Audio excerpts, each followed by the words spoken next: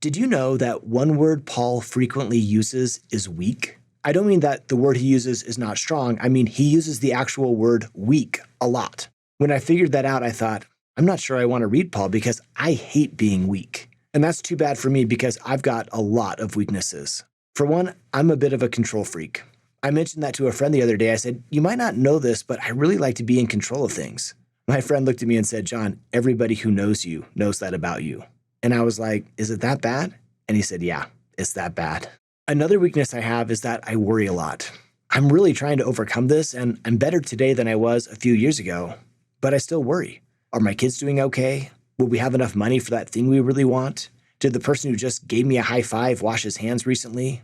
There's lots to worry about. What about you? Do you have any weaknesses? Maybe you're trying to be kinder in how you talk about others. You're at a party, eating chicken, drinking Sprite, someone mentions the Thompson family, and once again, you're tempted to gossip. Or you might struggle with fear, worry that your happy ending isn't going to come true. Maybe you have a physical weakness that causes you pain. Your weakness could be a struggle to forgive others, or even God, for things that have happened to you. Or maybe it's some hard trials you've been experiencing for what feels like forever. We all have weaknesses. In fact, the Apostle Paul had weaknesses.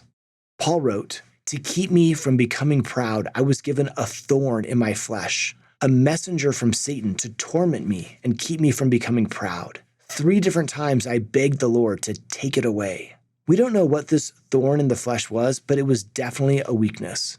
It could have been a temptation or maybe a physical limitation. Perhaps Paul struggled with his eyesight, or it might have been an emotional ailment. Whatever it was painful to Paul. He might have felt, God, if you would just take this away from me, I could do so much more to build up your kingdom. Have you ever felt that way? God, if I didn't have to worry about money, I could focus so much more on the church's humanitarian program. Or Lord, if I didn't have an injured foot, I could stand by the door of the chapel and fellowship people as they came in. Or God, if this temptation were no longer a part of my life, I could be a more faithful saint. Paul didn't just ask the Lord, he begged the Lord to remove this weakness. And he didn't only beg one time either. He begged on multiple occasions, take away my weakness.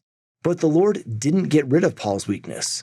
Even though Paul continually pleaded for it to be taken away, he wrote, each time I asked, take away this thorn, the Lord said, my grace is all you need. My power works best in weakness.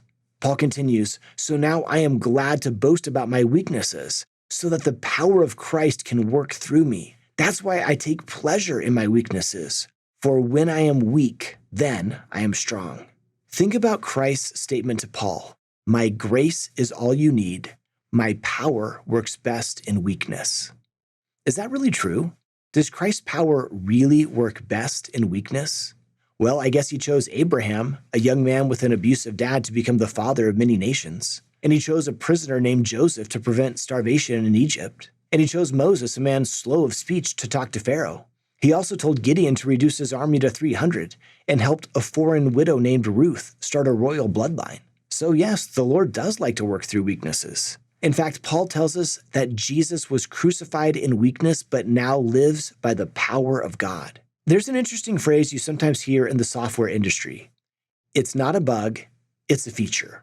Or it's a feature, not a defect. This phrase means that sometimes something that seems like a bug or a defect is actually an intended feature. For example, imagine your banking app requires you to authenticate using a code texted to you every time you use it. You could see that as a defect because it slows you down in accessing the app. But the app developers might see it as a feature because it helps keep your account safe. As another example, consider the website Wikipedia. It's the largest reference work in the history of the world, and it's almost entirely written by volunteers.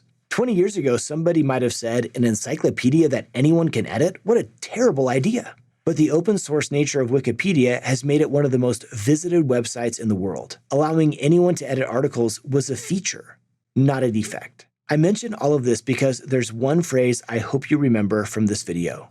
Weakness is a feature, not a defect. Weakness can help us draw closer to Christ and accomplish his work. Jesus said, my grace is all you need. My power works best in weakness.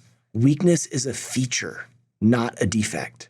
We can think of weakness as a general term for the fallen condition in which we live. God can also work through our individual weaknesses. It should go without saying that God can also work through our strengths. It should also be obvious that every weakness we have in life doesn't necessarily come directly from God. We live in a fallen world and plenty of challenges happen just because of mortality.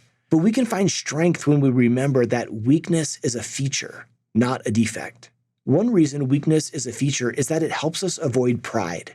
Do you remember what Paul said? He wrote, "I was given a thorn in my flesh to keep me from becoming proud." Paul's weaknesses helped him stay humbled, and ours can do the same for us. Maybe weakness is also a feature because our weaknesses and those of others can help us learn valuable lessons. Elder David A. Bednar recounted being in a meeting that included President Gordon B. Hinckley and Elder David B. Haight, an apostle then aged 97 and in poor health. President Hinckley asked Elder Haight to say the closing prayer, but Elder Haight struggled to stand and offer the prayer. Elder Bednar recounts, after several attempts to rise to his feet, President Hinckley courteously said, "David, it's all right," suggesting, I believe, that it was permissible for Elder Haight to remain in his chair and offer the prayer. Elder Haight responded in a voice that was both firm and appropriate and said, "President, I must stand."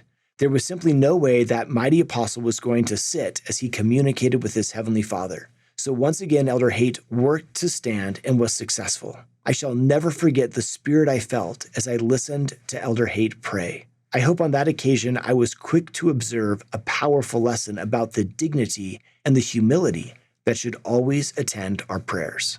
That lesson only came to Elder Bednar because of weakness. To see more videos like this one, simply search Seeking Jesus.